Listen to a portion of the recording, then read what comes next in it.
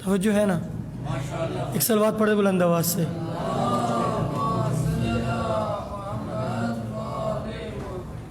Us be be کے القاب جیسے کہ علماء نے نقل فرمائے ہیں، تقریباً 23 کے قریب القاب ہیں۔ ان 23 میں سے کنیت القاب ہیں 23، 4 کنیتیں ہیں۔ کنیت سمجھتے ہیں نا؟ کنیت کہتے ہیں کہ نام کے ساتھ ماں کا، جیسے باپ کو کہا جائے ابو عبداللہ، عبداللہ کا باپ، ماں کے لیے ام زینب، زینب کی ماں۔ تو سید دو عالم کی 4 کنیتیں ہیں۔ ایک ام الائمہ، اماموں کی ماں، ام الائمہ، اور ایک وہ لقب، ایک وہ کنیت جو پیغمبر نے دی۔ کہاں پر؟ پیغمبر نے جب پیغمبر پر مشرکین مکہ پیغمبر کی توہین کرتے ہیں، غلاظتیں پھینکتے ہیں، تو یہ 4-5 سال کی بچی آ کر باپ کا جسم صاف کرتی ہیں، روتی بھی جاتی ہیں اور باپ کو صاف بھی کر رہی ہیں۔ اس وقت پیغمبر فرماتے ہیں فاطمہ ام ابیہا، اپنے باپ کی بھی ماں ہے، ماں جیسی شفقت کرنے والی بیٹی، وہ بعظمت بی بی جس کو ام ابیہا کہا، ام الائمہ کہا۔ اس بی بی کے اگر القاب کو دیکھا جائے تو کبھی حورہ انسیہ کہا پیغمبر نے، اپنی طرف سے نہیں کہا۔ پیغمبر فرما رہے ہیں کہ جب میں جنت کی خوشبو کا مشتاق ہوتا ہوں، میں زہرا کے بدن کو سونگھ لیتا ہوں۔ کیوں؟ کہا یہ میری بیٹی انسانی شکل میں ایک حور ہے۔ میں ایک روایت پڑھ رہا تھا، حور کے لفظ سے ذہن میں آ گئی ایک روایت، آپ کی خدمت میں عرض کرتے چلوں۔ صلوات پڑھ دے بلند آواز سے۔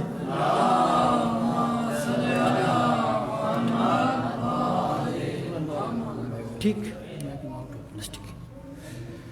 حضرت سلمان فارسی روایت کرتے ہیں، سلمان فارسی روایت کرتے ہیں کہ میں ایک دفعہ پیغمبر کی وفات کے بعد سید دو عالم کی خدمت میں سلام کی غرض سے حاضر ہوا۔ توجہ ہے، سلام کی غرض سے بی بی کے دروازے پر حاضر ہوا۔ میں نے دروازے پر دق الباب کیا۔ بی بی فرماتی ہے سلمان تم بھی ہمارے حق میں ظلم کرنے لگ گئے ہو، تم بھی جفا کرنے لگ گئے ہو۔ کہا قاضی میں نے کیا کیا ہے؟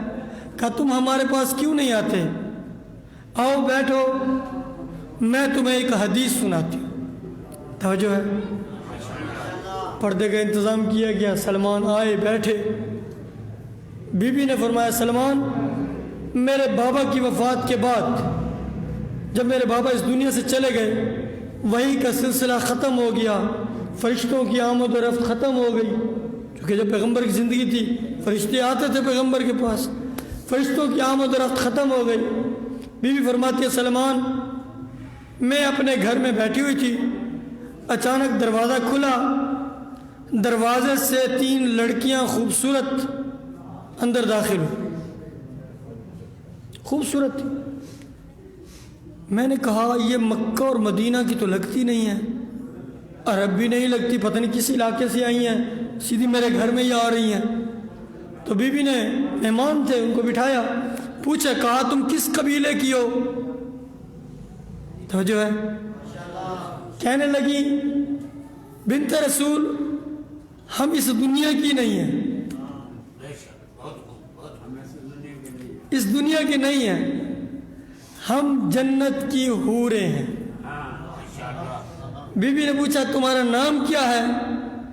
ایک کہنے لگی میرا نام ہے مقدونیہ، مقدونیہ، میں خلق کی گئی ہوں مقداد کے لیے، میرا نام مقدونیہ۔ دوسری سے پوچھا تمہارا نام کیا ہے؟ کہا میرا نام ہے ذرہ، میں خلق کی گئی ہوں ابو ذر کے لیے۔ جب تیسری سے میں نے پوچھا آپ کا نام کیا ہے؟ تو وہ کہنے لگی میرا نام ہے سلمہ، میں خلق کی گئی ہوں سلمان کے لیے۔ اے سلمان، وہ جب تینوں عورتیں آئی تھی میرے پاس تو انہوں نے کچھ تحفہ کھجور کے دیے تھے، توجہ ہے، وہ کھجور کے تحفے دیے تھے، وہ میں تمہیں دینا چاہتی ہوں، توجہ ہے۔ سلمان نے وہ کھجوریں لی، سلمان اتنی خوشی سے کھجوریں لے کر جا رہے ہیں گلی میں۔ سلمان خود روایت کرتے ہیں کہ راستے میں جو بھی صحابی ملا مجھے کہتے سلمان آج کون سی مشک لگائی ہے، آج کون سی، میں اپنی زبان میں کہوں کون سی پرفیوم لگائی ہے کہ آج تمہارے جسم سے عجیب سی خوشبو آ رہی ہے۔ تو سلمان کہتے ہیں تمہیں نہیں پتا مجھے بنت رسول نے وہ تحفہ دیا ہے جو کسی کو نہیں ملے گا، ایسے ہے نا۔ ہاں، وہ باعظمت بی بی جس کی بارگاہ میں حورو، بی بی کا ایک لقب محدثہ ہے۔ محدثہ کسے کہتے ہیں؟ محدثہ کہتے ہیں جس کے ساتھ فرشتے کلام کرتے ہیں۔ پیغمبر کی وفات ہو گئی، لیکن چونکہ قلب زہرا پر سید الرسل کی وفات کے بعد اتنا غم کا اثر تھا، بی بی کی تسلی کے لیے خداوند عالم فرشتوں کو بھیجتا تھا۔ معصوم روایت کرتے ہیں کہ وہ فرشتے آ کر بی بی کو آئندہ کی خبریں دیتے تھے، جس کو صحف زہرا کے نام سے لکھا گیا۔ اور مولا امام زمان علیہ السلام فرماتے ہیں وہ ہمارے اجداد سے ہوتا وہ اس وقت میرے پاس موجود ہے، جسے صحیفہ زہرا کہتے ہیں، صحیفہ فاطمیہ۔ ہاں عزیزان محترم، وہ باعظمت بی بی جس کی عظمت پیغمبر نے مختلف انداز میں بتائی۔ میں مسلمانوں سے یہ سوال کیا کرتا ہوں، آپ سنت رسول کے تابع ہیں، سنت رسول اہل سنت کے تابع ہیں کہ ہم سنت رسول پر عمل کرنے والے ہیں۔ مجھے یہ بتائیں سنت رسول میں کہیں ہے کہ جب بیٹی آئے باپ استقبال کے لیے کھڑا ہو؟ توجہ ہے، جب بیٹی گھر میں آئے باپ اس کے استقبال کے لیے کھڑا ہو۔ اگر پیغمبر کا یہ عمل ہوتا سنت، آج ہر باپ پر ضروری ہوتا کہ جب بیٹی گھر میں آئے تو اٹھ کر استقبال کرے، لیکن پیغمبر کا ایک دفعہ نہیں، دو دفعہ نہیں، تین دفعہ نہیں، روایت سے کہتے جب پیغمبر کی بزم میں آتی پیغمبر اٹھ کر عظمت بتایا کرتے تھے۔ حضرت ام المومنین خود روایت کرتی ہے کہ میں نے زہرا سے زیادہ کوئی نہیں دیکھا جو رسول سے زیادہ شباہت رکھتا ہو۔ اتنی شباہت تھی کہ بی بی کی چال بھی پیغمبر کی طرح تھی، گفتار بھی پیغمبر کی طرح، اس قدر شبیہ تھی بی بی، وہ باعظمت بی بی۔ جب نہیں معلوم وہ کیسے مسلمان تھے، کیسے مسلمان تھے۔ میرے جی چاہ رہا تھا میں تھوڑا سا خطبہ فدیٰ کے کچھ مقامات کو آپ کی خدمت میں پیش کروں۔ فدق آپ سب احباب جانتے ہیں، وہ مقام جس کو یہودیوں سے خیبر کے فتح کے وقت پیغمبر کو ملا تھا، پیغمبر کی ذاتی دسترس میں تھا، پیغمبر نے حکم خدا سے وہ زہرا کو ہبہ کیا تھا، پیغمبر کی زندگی میں تحفہ دیا تھا۔ وہ آخر اس کی کیا وجہ تھی کہ مسلمان جیسے پیغمبر کی وفات ہوئی پہلے فدق پر درپے ہو گئے؟ دیکھیے میں یوں کہا کرتا ہوں، حکومت کو چلانے کے لیے دو چیزوں کی ضرورت ہوتی ہے، ایک دوست ساتھی زیادہ ہو، سپاہی زیادہ ہو، اور دوسرا مال ہو، ٹھیک؟ جب پیغمبر کے زمانے میں غدیر خم میں کتنے بندے تھے؟ میں ایسی بات کرنے کا عادی ہوں، تقریر نہیں، 1,20,000 1,24,000 جتنے بھی تھے، یعنی لاکھ سے تو زیادہ تھے، ٹھیک ہے؟ سب نے سنا تھا یا نہیں سنا تھا؟ من کنت مولا ہو فہذا علی المولا، سب نے سنا تھا. ٹھیک ہے، 1,20,000 یا 24,000 جتنے بھی تھے، ان 1.25 لاکھ کے مجمع میں جیسے ہی پیغمبر کی آنکھ بند ہوئی، کہاں گئے؟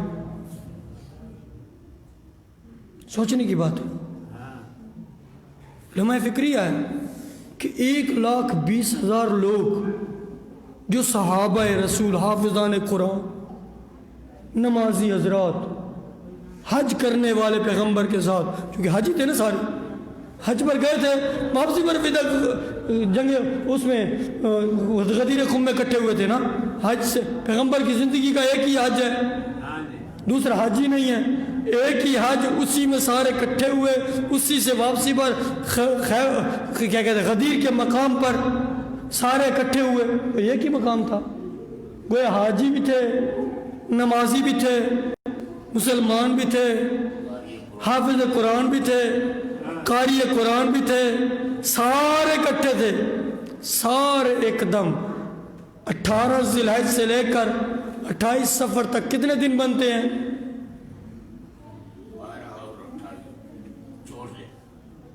جی 64 دن. جی ہاں 64 دن. 64 دن کے وقفے کے بعد سارے مسلمان ایک دم بھول گئے کہ پیغمبر کی آنکھ بند ہوئی. پیغمبر کی آنکھ بند ہوئی. کچھ سقیفہ میں اکٹھے ہو گئے، کچھ اپنے اپنی دکان علیحدہ علیحدہ سے جانے لگ گئے، اور کچھ تو ایسے نکلے کہ باقاعدہ آگ اور لکڑیاں لے کر زہرا کے دروازے پر پہنچ گئے. کہاں گئے؟ پھر میں ایک اور سوال بھی کرتا ہوں، اگرچہ میری گفتگو تھوڑی سی تلخ ہو جاتی ہے. قرآن مجید میں ہے اذا جاءک المنافقون قالوا نشهد انک لرسول اللہ. پیغمبر کی بزم میں بیٹھنے والے کچھ لوگ منافق تھے، کچھ مومن تھے. قرآن کہہ رہا ہے پیغمبر کی زندگی میں جب پیغمبر ان منافقین کی چالوں کو ناکام کرتے تھے، ٹھیک، جب پیغمبر کے اس دنیا سے انتقال ہوا وہ منافق کہاں گئے؟ ایک دم سارے صحابی کیسے بن گئے؟ سوچنے کی بات ہے. یہ تھوڑا سا لمحہ فکریہ ہے کہ سورہ منافقون پیغمبر کی زندگی میں، پیغمبر کی وفات کے بعد وہ سارے کہاں چلے گئے؟ مدینہ سے نکل گئے تھے؟ نہیں، وہ مسلمانوں کو ورغلا رہے تھے کہ تم 2 گروپ بناؤ، لڑائی ہو مسلمانوں کی آپس میں. کچھ مسلمان ان کے دھوکے میں آ گئے، کچھ نہیں آئے. تو عرض کر رہا تھا فدق، اپنے موضوع سے ہٹ نہ جاؤں. فدق وہ باغ جو سیدہ دو عالم کو عطا کیا گیا، ٹھیک ہے، تاریخی بات کر رہا ہوں. لیکن چونکہ حکومت چلانے کے لیے مالیات تھے، ضرورت ہوتی ہے، اور وہ جو فدق میں کام کر رہے تھے، بی بی کیا شکایت لے کر گئی تھی دربار میں؟ یہی کہ میرے باغ سے میرے کارمندوں کو کیوں نکالا؟ کاریگر بھی بی بی کے کام کر رہے تھے، غلام بھی وہاں پر بی بی کے مزدور لگے ہوئے تھے، بی بی نوکر وہاں پر کام کر رہے تھے. ان کو نکال کر اس پر قبضہ کر لیا گیا اور کہا پیغمبر یہ فرماتے ہیں کہ ہم جو کچھ چھوڑ کر جائیں انبیاء، وہ ورثہ نہیں ہوتا، وہ صدقہ ہوتا ہے، وہ سارے مسلمانوں کا مال ہے. میں چونکہ حاکم وقت ہوں مسلمانوں کا، انتخاب شدہ، لہٰذا میری ملکیت ہے اور میں اپنی ثوابدید سے مسلمانوں پر خرچ کروں گا. اس وقت بی بی نے دربار میں جا کر وہ عظیم الشان خطبہ دیا. وہ خطبہ کبھی وقت ملے، عزیزان نے جنہوں نے نوٹس لیے ان کو تو پتہ ہوگا، پڑھا ہوگا، لیکن جنہوں نے نہیں لیے میں یہ عرض کر رہا ہوں بزرگوں کے لیے کہ بی بی نے سب سے پہلے خداوند عالم کی حمد کی ہے، خدا کا شکر ادا کیا، کیا کیا نعمتیں خدا نے میرے اوپر کی ہے. اچھا بات شکر کی آ گئی تو عرض کرتا چلوں، شکر کرنا بھی خدا کی ایک نعمت ہے. چونکہ امام سجاد علیہ السلام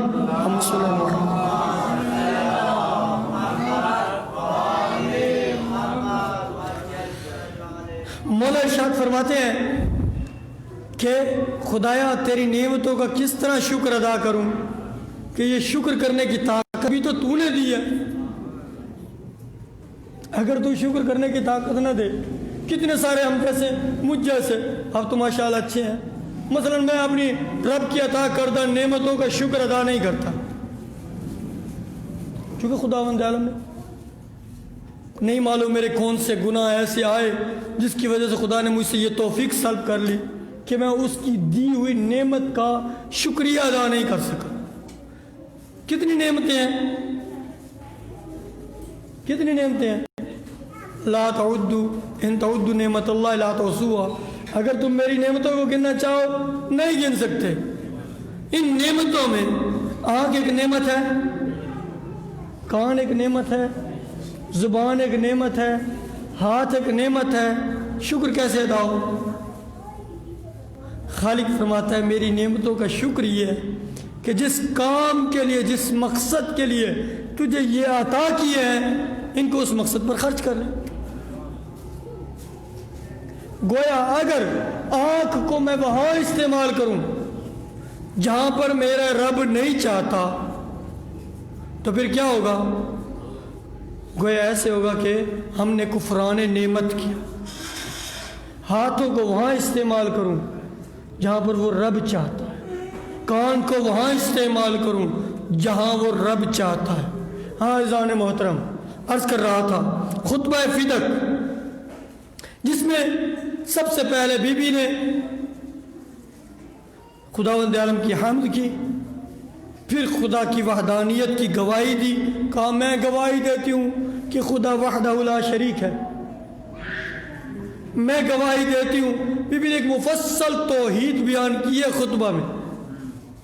اس کے بعد پھر بی بی نے اپنے بابا کی رسالت کی گواہی دی کہ میں گواہی دیتی ہوں میرے بابا اللہ کے منتخب نمائندے رسول ہیں.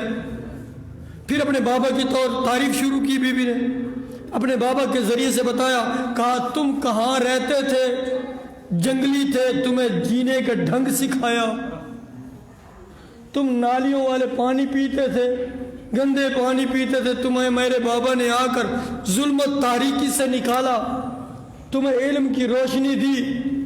پھر بی بی نے فرمایا ہم اہل بیت کی وجہ سے تمہیں یہ عظمت ملی کہ آج خانہ کعبہ تمہارے درمیان مرکز ٹھہر گیا. بی بی نے ساری تعریف کی. اس کے بعد پھر بی بی نے اسلام کو بتایا. اسلام کیا ہے؟ کہ کچھ لوگوں کے یہ ذہن میں ہو کہ اسلام یہ ہے جو ممبر پر بیٹھا ہے، یہ ہے جو ممبر پر بیٹھا ہے. نہیں، بی بی نے کہا میں تمہیں بتاتی ہوں اسلام کے اصول دین کیا ہے، اسلام کے فروع دین کیا ہے. پھر بی بی نے ایک ایک چیز کا فروع دین میں سے بھی، اصول دین میں سے بھی باقاعدہ دلیلیں دے کر. نماز واجب ہے، کیوں واجب ہے؟ کیوں واجب ہے؟ کیوں واجب ہے نماز؟ بی بی فرماتی ہے نماز اس لیے واجب کی ہے کہ تم اپنے اندر سے تکبر کو ختم کر، تکبر کو ختم کر، اکڑ کر نہ چل. تو نے کسی دن اس کی بارگاہ میں جانا ہے جو سب کا احکم الحاکمین ہے. بڑے بڑے بادشاہ، اکڑ کر چلنے والے، جو اپنے آپ کو بڑا فن خواہ بادشاہ سمجھتے تھے. روایت میں یہ لفظ موجود ہے کہ روز قیامت جب خداوند عالم سب کی روح قبض ہو جائے گی نا، جب سب ختم ہو جائیں گے، اس خالق کی طرف سے آواز آئے گی لمن الملک اليوم، آج کس کی حکومت ہے؟ تو ساری روحیں پکار کر کہیں گی للہ الواحد القہار، اللہ واحد قہار کی حکومت ہے. تو بی بی عرض کر رہی ہیں، بی بی فرما رہی ہیں کہ نماز کو خداوند عالم نے تکبر ختم کرنے کا ذریعہ کر دیا. روزہ کیوں واجب کیا؟ روزہ اس لیے واجب کیا کہ تمہیں پتہ چلے کہ غریب کیسے زندگی گزار رہا ہے. حج کیوں واجب کیا؟ زکوٰۃ کو زکوٰۃ کیوں کہا؟ یہ پاک کرنے کے لیے زکوٰۃ تجھے. کس چیز کو؟ تمہارے مال کو. خمس کیوں واجب کیا؟ تمہارے مال کو پاک کرنے کے لیے. امر بالمعروف نہی عن المنکر کیوں واجب کیا؟ ایک ایک کام کی، ایک ایک واجب کی بی بی نے حکمت بتائی ہے۔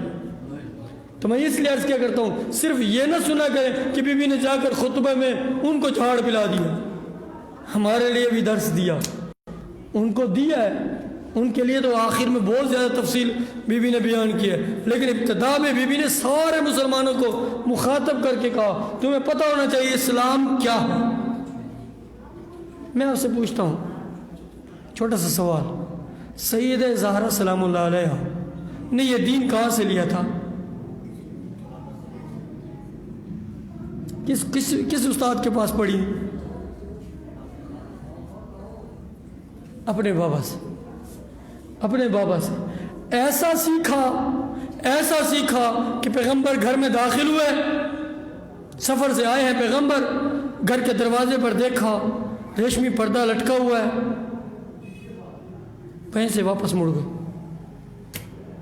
توجہ ہے، وہیں سے واپس مسجد کی طرف چلے گئے۔ باپ کی شاگردہ تھی نا، باپ کی مزاج سے آشنا تھی، فوراً سمجھ گئی کہ مسئلہ کیا تھا، پردے کو اتارا، بیٹے حسن کو دیا، جلدی سے جاؤ نانا کو دے کر آؤ، کہا نانا اس کو رائے خدا میں دے دیجیے۔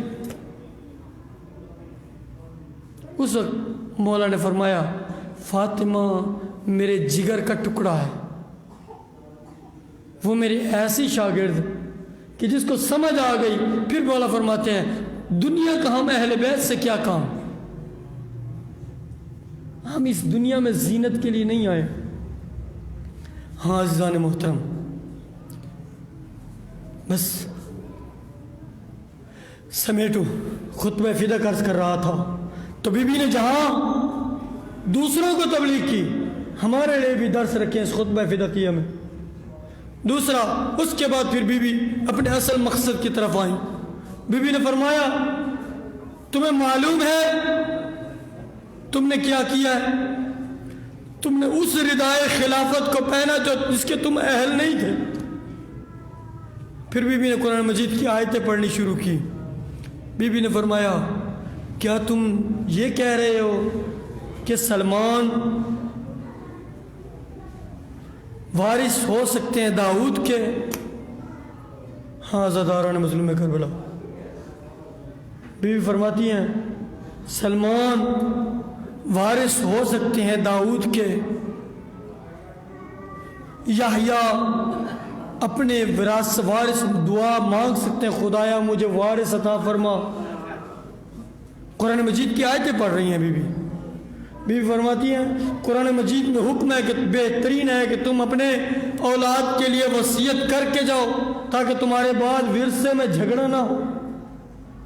پھر بی بی نے کہا تو نے انصاف نہیں کیا، تو مجھے یہ بتا تو قرآن مجید کی کس آیت کی بنا پر تو اپنے اجداد سے ورثہ لے لے، میں اپنے باپ سے ورثہ نہ لوں؟ کتنا ظلم ہے، تو ورثہ لے لے اور میں نہ لوں۔ پھر بھی فرماتی ہیں یہ بتا کیا میں معاذ اللہ اسلام پر نہیں ہوں، کیونکہ ورثہ ختم ہو جاتا ہے اسلام کی وجہ سے، اگر بندہ مرتد ہو جائے تو ورثے سے نکل جاتا ہے۔ تو بھی فرماتی کیا میں مسلمان نہیں ہوں، کیا میں جھوٹ بول رہی ہوں؟ تم ایک روایت پڑھ رہے ہو جس کے راوی فقط تم خود ہو اور کوئی راوی بھی نہیں ہے، تم کہہ رہے ہو کہ میں نے رسول سے سنا، تم نے رسول سے سنا اور کسی نے نہیں سنا۔ اس طرح بی بی نے اپنا مقدمہ ایسے انداز سے پیش کیا کہ مدینہ کی مسجد میں دھاڑے مار مار کر رو رہے تھے لوگ۔ عزاداران مظلوم کربلا، عزاداران سیدہ زہرا سلام اللہ علیہ، بہت سخت مصائب آئے ہیں اس بی بی پر، جس بی بی کی عظمت پیغمبر نے کھڑے ہو کر استقبال کر کے بیان کی تھی۔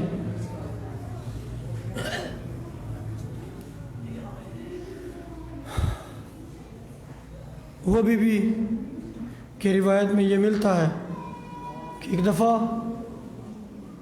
ایک شخص پیغمبر کی ہمراہی میں اس قدر پردے دار تھی نا، پردے کی وارث تھی بی بی، کہ ایک شخص پیغمبر کی ہمراہی میں آتا ہے، پیغمبر فرماتے ہیں بیٹی ہمیں اجازت ہے ہم آ جائیں، تو بی بی کیا کہتی ہیں؟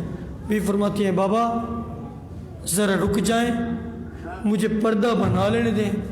مولا فرماتے ہیں بیٹی میرا یہ صحابی آنکھوں سے نابینا ہے، آنکھوں سے نابینا ہے۔ تو بی بی کیا کہتی ہیں کہ بابا ٹھیک ہے اس کی آنکھیں نہیں ہیں، میری تو آنکھیں ہیں۔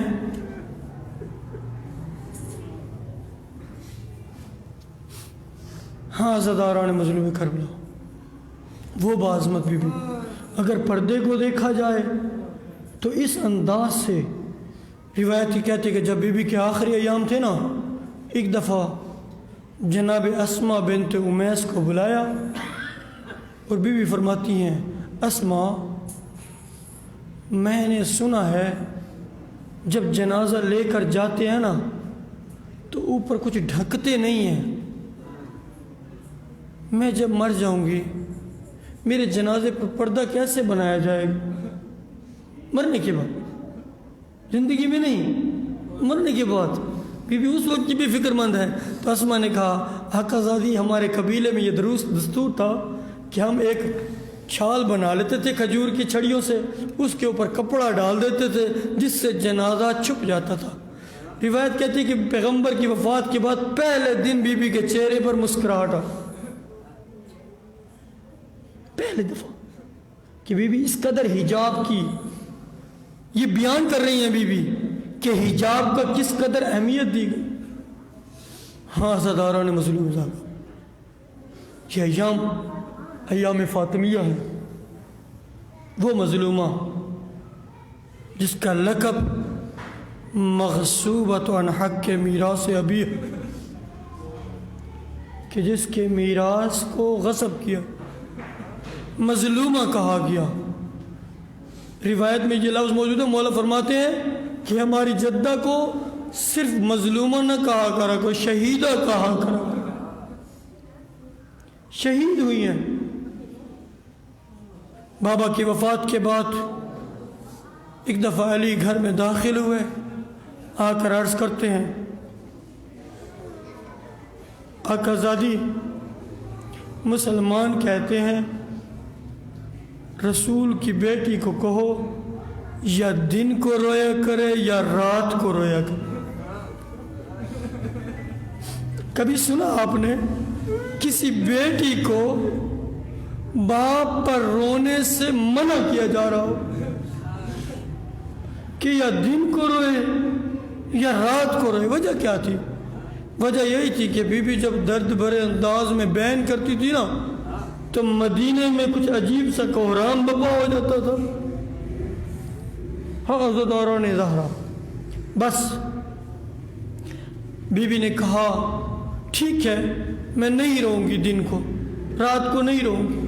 مولا نے ایک بیت الحزن بنوایا، شہر سے باہر اپنے دونوں شہزادوں کو لے کر اس تنہائی میں اپنے بابا کو رونے کے لیے زہرا چلی جاتی۔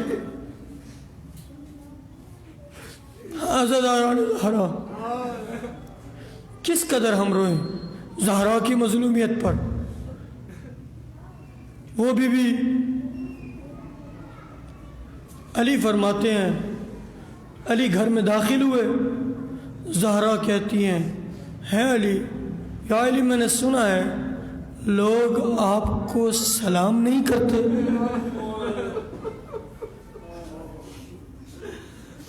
سلام نہیں کرتے؟ میں یہ عموماً یہ سوچا کرتا ہوں کہ سلام علامت ہے مسلمان ہونے کی، علامت ہے، کسی غیر مسلم کو ہم سلام نہیں کرتے، سلام علامت ہے مسلمان ہونے کی۔ علی اپنا دکھڑا کچھ عجیب انداز سے پیش کر رہے ہیں، زہرا اتنی بات نہیں ہے، میں سلام کرتا ہوں مجھے جواب ہی نہیں دیتے۔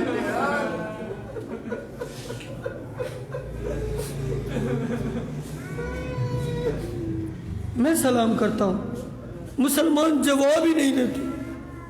ہاں بس بی بی کا آخری وقت ہے. بی بی وصیت فرما رہی ہیں، یا علی غسلنی فی اللیل کفنی فی اللیل، اے علی مجھے رات میں غسل دینا، رات میں کفن دینا. میرے جنازے پر وہ نہ آئیں جنہوں نے میرا حق غصب کیا تھا، جنہوں نے میرے اوپر ظلم کیا تھا. ہاں عزاداران زہرا بی بی فرماتی ہیں میرے غسل و کفن کا خود اہتمام کرنا. بس عزاداران آخری جملے آپ کی زحمت ختم کروں.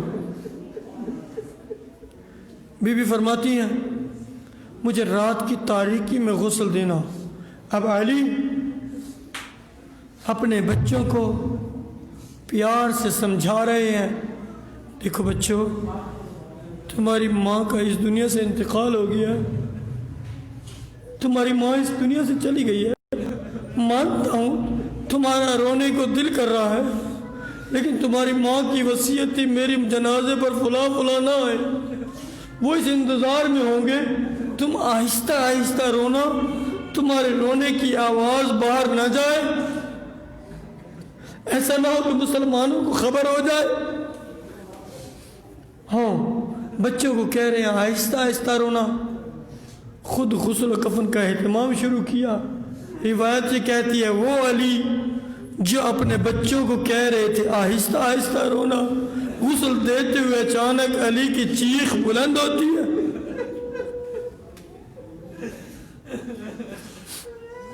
ام فضل کہتی ہے یا علی ابھی بچوں کو کہہ رہے تھے آہستہ آہستہ رونا، آہستہ آہستہ رونا، اب خود اتنی بلند آواز سے کیوں گریہ کر رہے ہیں؟ تو کہا میرے مولا نے ام فضل تمہیں نہیں معلوم زہرا کے پہلو پر ایک زخم ایسا بھی ہے جس کے بارے میں زہرا نے مجھے نہیں بتایا تھا. میں آپ عرض یہی کروں گا 28 صفر سے لے کر اگر یہ واقعہ دیکھا جائے 3 ربیع الاول کو جو بی بی کے دروازے پر حملہ ہوا، 3 ربیع الاول سے لے کر 3 جمادی الثانی تک اس سارے 90 دن میں نہیں معلوم زہرا نے اپنے پہلو کا زخم کیسے چھپا. لعنت اللہ علی القوم الظالمین وسيعلم الذين ينقلبون وآخر دعوانا الحمد لله رب العالمين.